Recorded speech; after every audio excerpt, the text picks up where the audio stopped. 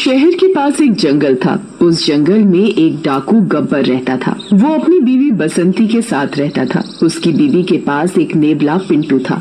बसंती उस नेवले को अपने बेटे जैसा प्यार करती थी। बसंती बहुत लालची औरत थी। उसे पैसे से बहुत लगाव था। वो उन पैसों से तंत्र मंत्र करती थी जिससे वो नेवला इंसान में बदल जाए। वो अपने पति को रोज बोलती थी कि सुनिए ना, आज आप थोड़ा ज्यादा माल लूट के ले आना। सुनो बसंती, मुझे पता है तुम इन पैसों का क्या करती हो। इस बेकार से नेवले को इंसान बनाने की कोशिश कर रही हो, जो कि कभी हो ही नहीं सकता।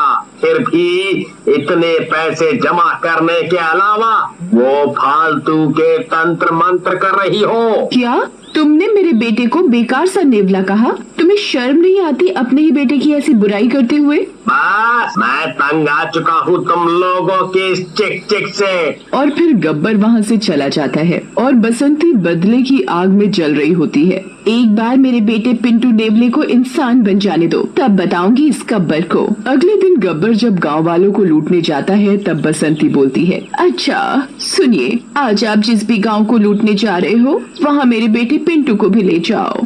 तुम्हारा दिमाग तो नहीं खराब हो गया? एक नेवला लूट मार कैसे कर सकता है? मैं नहीं ले जा रहा इसे। अरे तो क्या हुआ, अगर अभी वो लूट मार नहीं कर सकता, अभी अपने साथ ले जाओ, तो क्या पता ये तुम्हें देख देख कर सीख जाए कि लूट मार कैसे करते हैं। और जब मेरा बेटा इंसान बन जाएगा तो वो अच्छे से लूट मार कर पाएगा। तभी गब्बर गुस्से में बंदूक निकाल लेता है और बोलता है, बसंती, इस नेवले को मेरी आंखों के सामने से हटा ले, नहीं तो मेरे हाथों बहुत बड़ा अनर्थ हो जाएगा। ये आप क्या कर रहे हैं? अपने बेटे को अपने ही हाथों से कौन बाप मारता है? इतने क्रूर आप कब से हो गए? बसंती तो चुप हो जा, अब और बकवास करी तो क्या गब्बर, क्या कर लोगे तुम? मुझे मारोगे?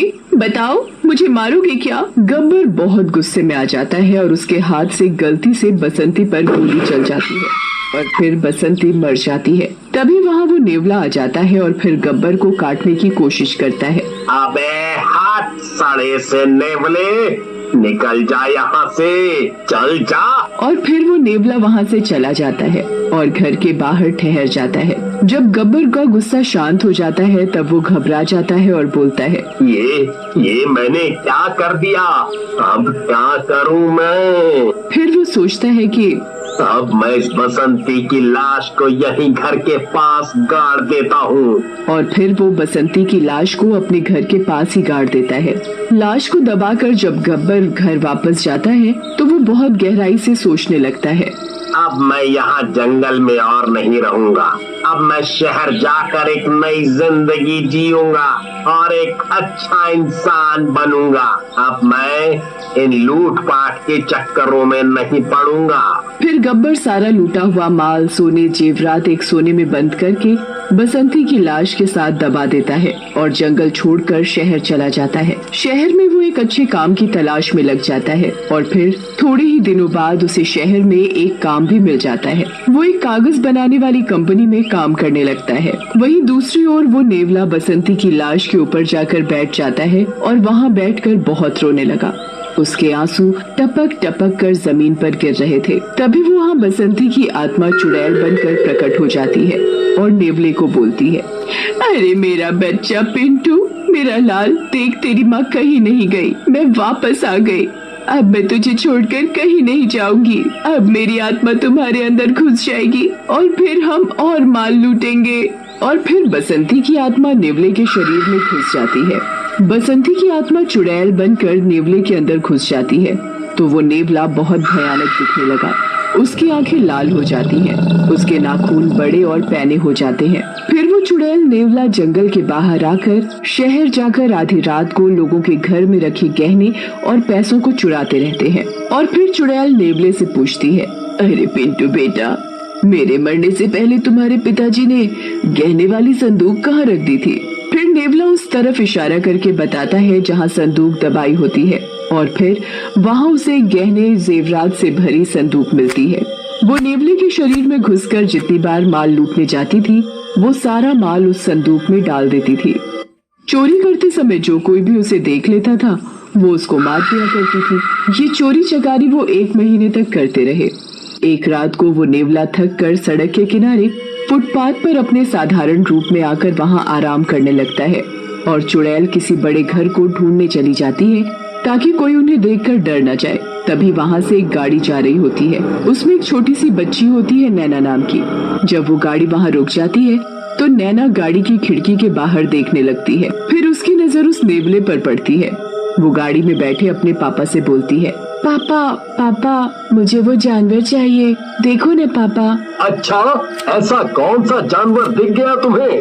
जरा मैं भी तो देखूं। अरे नहीं, ये तो नेवला है। ये जानवर अच्छा नहीं, ये बहुत खतरनाक जानवर है। नहीं पापा, नहीं पापा, मुझे वही चाहिए, मुझे वो बहुत प्यारा लग रहा है।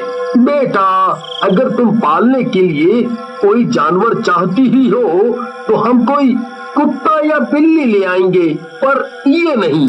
नहीं पापा, वो जानवर अच्छा है, मैं उसे घर ले जाकर सब सिखा दूंगी, वो किसी को नहीं काटेगा। अब तुम्हारी जिद के आगे कौन जीते? जाओ ले आओ उसे। थैंक यू पापा। और नैना उस नेवले को गोद में उठाकर ले आती है। नेवले को सब समझ आ जाता है कि वो लड़की उसे अपने घर ले जा रही है, जहाँ और पैसा मिलेगा, इसलिए वो उसे काटता नहीं है। अरे बेटा, ये कैसा जानवर उठा लाई हो? कितना गंदा सा है ये। नहीं माँ, ये बहुत प्यारा है, मुझे इसे अपने साथ घर में रखना है। और आपने भी इसे रोका नहीं, ये नहीं कि उसे मना कर देते। अरे मैं नैना की जिद के सामने पिघल गया। ऐसे ही तो बच्चे बिगड़ जाते हैं। इतने में नैना उस नेवले को लेकर अपने बेडरूम में चली जाती है और उसको अपने बगल में रखकर उसे प्यार से पुचकार कर सुला देती है और खुद भी सो जाती है। जब सारे घर वाले अपने कमरे में सो जाते हैं तो नेवला मौका देखकर नैना के बगल में से निकलकर कमरे की खिड़की से कूदकर घर के बाहर आ जाता है और बसंती की आत्मा बनी चुड़ैल उस नेवले के शरीर में घुस जाती है और वो चोरी के लिए निकल जाते हैं। जहाँ पर नैना उन्हें लेकर आई थी वो एक नया शहर था और उस शहर में बहुत अमीर अमीर लोग रहते थे। अरे वाह, यहाँ तो बड़े अमीर अमीर लोग हैं, यहाँ तो बड़ा सारा सोना मिलेगा। और फिर वो लूटपाट करने चले जाते हैं। पूरी रात 6 घरों में चोरी करने के बाद सुबह होने का वक्त हो जाता है और फिर चुड़ैल नेवले के शरीर से निकलकर चली जाती है और वो नेवला अपने साधारण रूप में आकर नैना के घर में खिड़की के जरिए घुस जाता है और सारा चुराया हुआ धन नैना के बिस्तर के नीचे रख देता है। फिर वो नैना के बगल में आकर लेट जाता है। सुबह होने के बाद जब नैना सोकर उठती है तो उसे नेवला वहीं सोया हुआ मिलता है। फिर नैना नहा धोकर नेवले को भी नहलाने ले जाती है। नेवले को नहलाने के बाद वो पूरा दिन उसी के साथ खेलती रहती थी और फिर रात को नेवले को अपने साथ बिठाकर खुद सो जाती थी। मौका देखकर फिर नेवला खिड़की से कूदकर घर से बाहर आ जाता है और फिर चुड़ैल उसके अंदर घुस जाती है। फिर वो चोरी करने चले जाते हैं। यहाँ भी अगर उन्हें कोई देख लेता था तो वो इस इंसान को बेरहमी से मार देते थे। ये सब कुछ 10 दिन तक होने लगा। रोज किसी न किसी के मरने की खबर उस शहर में घूमने लगी। एक बार गब्बर उस शहर में आता है अपने दोस्तों से मिलने। उसी दिन रात को वो गब्बर अपने सारे दोस्तों के साथ घूमने जाता है। गब्बर और उसके सारे दोस्त जब एक सड़क पर घूम रहे थे तो वहाँ पर एक भयानक सा नेवला अपने मुंह में हीरे का हार दबाकर भागते हुए दिखता है। सारे के सारे दोस्त डर जाते हैं। गब्बर भी बहुत घबरा जाता है कि आखिर ये डरावना सा नेवला आया कैसे। और फिर पीछे से किसी आदमी के चिल्लाने की आवाज आती है। फिर गब्बर और उसके सारे दोस्त इस घर में जाते हैं जहाँ से चिल्लाने की आवाज आई होती है। जब वो सारे दोस्त वहाँ पहुँचते हैं तो चौंक जाते हैं। वहाँ एक औरत का खून हो रखा था और एक आदमी उसकी लाश के पास बैठकर रो रहा था और वहाँ शहर के कुछ लोग भी उसको देखने के लिए आए थे। हे भगवान, ये क्या हो गया? इतनी बेरहमी से इनका खून किया है। देख भाई, इसके घाव को देखकर तो ऐसा लग रहा है जैसे किसी जंगली जानवर ने इसे मारा हो। हाँ भाई, देखने से तो ऐसा ही लगता है। फिर गब्बर लाश के साथ में बैठे उस आदमी से पूछता है, अच्छा, आप इनके क्या लगते हैं? और आपने कुछ देखा था जिससे पता चले कि किसी जानवर ने ही इन्हें मारा है?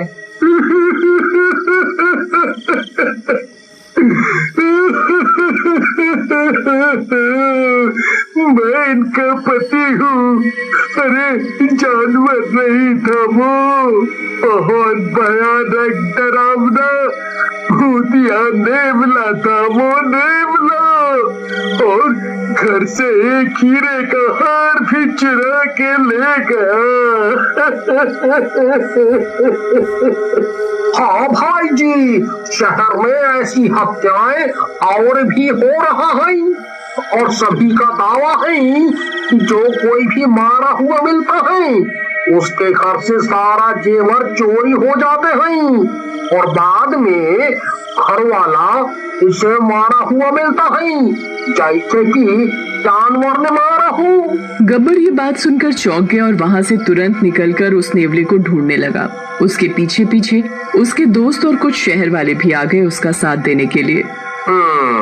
हो ना हो ये पक्का वही नेवला है जो मैं सोच रहा हूँ। गब्बर ढूंढते ढूंढते नैना के घर के पास आ जाता है और वहाँ उस नेवले के अंदर से बसंती चुड़ैल को निकलकर एक साधारण रूप में आते हुए देख लेता है, और फिर वो नेवला घर के अंदर खिड़की के जरिए घुस जाता है। गब्बर सब कुछ समझ जाता है। आप सब ध्यान से सुनिए, मैं सब कुछ समझ चुका हूँ कि माजरा क्या है। बस आप सब सुबह यहीं इसी जगह मिल जाइएगा। अगली सुबह जब गब्बर और उसके दोस्त और वो सारे शहर वाले आ जाते हैं, तब गब्बर नैना के घर में सबको लेकर चलता है। वो नैना के घर का दरवाजा खटखटाता है और फिर नैना की मम्मी दरवाजा खोलती है। गब्बर नैना की मम्मी के पीछे खड़ी नैना के हाथ में बैठे नेवले को देखने लगता है और उस नेवले को पहचान जाता है। सावधान, आपके घर में एक खतरनाक भूत या जानवर है, उसे जल्दी से घर से निकालिए। क्या? ये आप क्या कह रहे हैं? ये नेवला कोई साधारण नेवला नहीं है। नेवले को जब पता चलता है कि उसकी पोल खुलने वाली है तो वो चुड़ैल की दी हुई ताकत से चुड़ैल को बुलाता है और फिर चुड़ैल वहाँ आ जाती है। वहाँ मौजूद सारे लोग बहुत डर जाते हैं। अच्छा, तो तुम आ ही गए? मुझे मारकर तुम्हें चैन नहीं मिला जो मरने के बाद भी आ गए। तूने जितना भी शहर वालों का माल चुराया है चुपचाप उसे लौटा दे, नहीं तो अच्छा नहीं होगा। जा, क्या कर लेगा तू? तेरी शक्ति मेरी शक्ति के आगे कुछ नहीं। तभी गब्बर नैना के हाथ से नेवला अपने हाथ में ले लेता है और उसका गला दबाने लगता है। अगर तू सारा माल वापस नहीं लाई तो मैं इसको मार दूंगा। अच्छा ठीक है, रुको मैं लाती हूँ। फिर चुड़ैल नैना के बिस्तर में से सारा माल ले आती है और गब्बर वो सारा माल शहर वालों को वापस दे देता है। बस बहुत हो गया, अब मैं तुम सबको मार दूंगी। चुड़ैल पूरे घर में अपनी शक्ति से आग लगाने लगती है। नैना की मम्मी नैना को गोद में ले लेती है। इस चुड़ैल को मारने का कोई तो समाधान होगा। जहाँ तक मेरा दिमाग चल रहा है इसका समाधान है। आप लोग जब तक इस चुड़ैल का ध्यान भटकाएं तब तक मैं आता हूँ। फिर गब्बर किसी की गाड़ी लेकर जल्दी से उसी जंगल की तरफ जाता है जहाँ उसने बसंती की लाश दबाई थी। वहाँ वो देखता है कि उसकी दबाई हुई संदूक बाहर निकली हुई है, पर उसमें लूटपाट का सामान अभी पड़ा हुआ है। गब्बर वो संदूक जला देता है और फिर तभी वो चुड़ैल गायब हो जाती है और सारे शहर वाले गब्बर का शुक्रिया करते हैं।